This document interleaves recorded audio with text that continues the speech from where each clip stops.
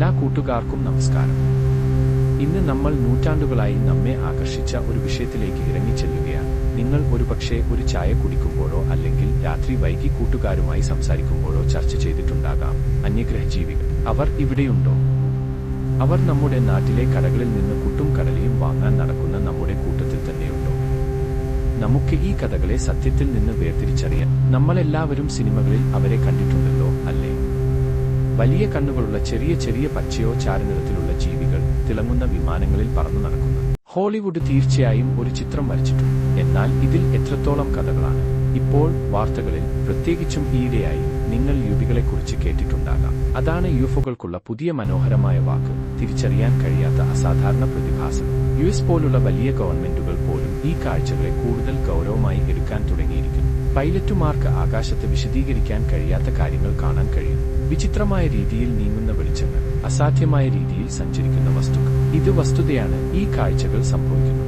എന്നാൽ ഇവിടെ നമ്മൾ ശ്രദ്ധാലുവായിരിക്കണം. നമുക്ക് എന്തെങ്കിലും വിശദീകരിക്കാൻ കഴിയില്ല എന്നതുകൊണ്ട് മാത്രം അത് മറ്റൊരു ഗ്രഹത്തിൽ നിന്നുള്ള അന്യഗ്രഹജീവികളാണെന്ന് യാന്ത്രികമായി അർത്ഥമാക്കുന്നില്ല. നമ്മുടെ ആകാശം പലതരം വസ്തുക്കൾ നിറഞ്ഞതാണ്. പുതിയ തരം ഡ്രോണുകൾ, കാലാവസ്ഥാ ബലൂണുകൾ, നമ്മൾക്ക് പോലും പൂർണ്ണമായി മനസ്സിലാക്കാൻ കഴിഞ്ഞിട്ടില്ലാത്ത കാര്യങ്ങൾ. ശാസ്ത്രജ്ഞർ ഈ യുവികളെക്കുറിച്ച് ഗൗരവമായി അന്വേഷിക്കുന്നു. അവ എന്താണെന്ന് കണ്ടെത്താൻ ശ്രമിക്കുന്നു. അവർ ബഹിരാകാശത്ത് നിന്നുള്ള സിഗ്നലുകൾ ശ്രദ്ധിക്കാൻ വലിയ ടെലിസ്കോപ്പുകൾ ഉപയോഗിക്കുന്നു. അതാണ് സാറ്റ് പ്രോജക്ട്. മറ്റെവിടെയെങ്കിലും ആരെങ്കിലും ഉണ്ടെന്നതിന്റെ ഏതെങ്കിലും സൂചന അവർ തിരയുകയാണ്. പിന്നെ കഥകളുണ്ട്, അന്യഗ്രഹജീവികൾ തട്ടിക്കൊണ്ടുപോയി പരീക്ഷണം നടത്തിയ ആളുകളുടെ കഥ.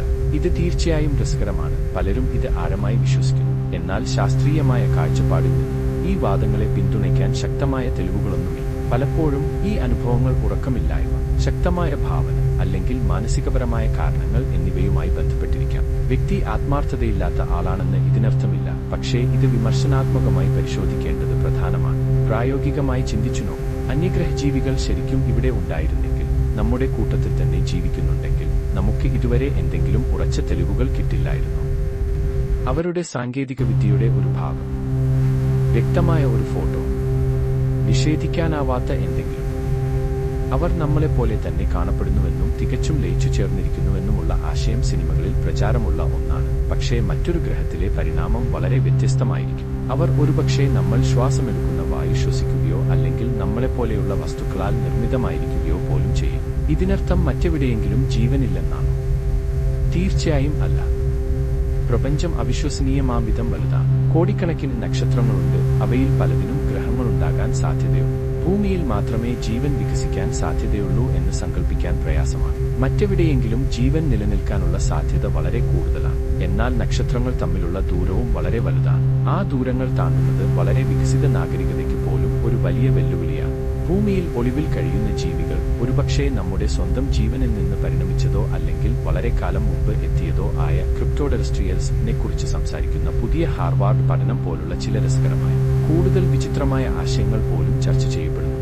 ഇത് തീർച്ചയായും ചിന്തയ്ക്ക് വക നൽകുന്ന ഒന്നാണ്. പക്ഷേ വീണ്ടും, ഇത് നിലവിൽ ഒരു സിദ്ധാന്തം മാത്രമാണ്. നമുക്ക് ഇതിന് തെളിവുകളൊന്നുമില്ല. അപ്പോൾ വലിയ ചോദ്യത്തിന് ഉത്തരം നൽകാൻ അന്യഗ്രഹജീവികൾ നമ്മുടെ കൂട്ടത്തിലുണ്ടോ?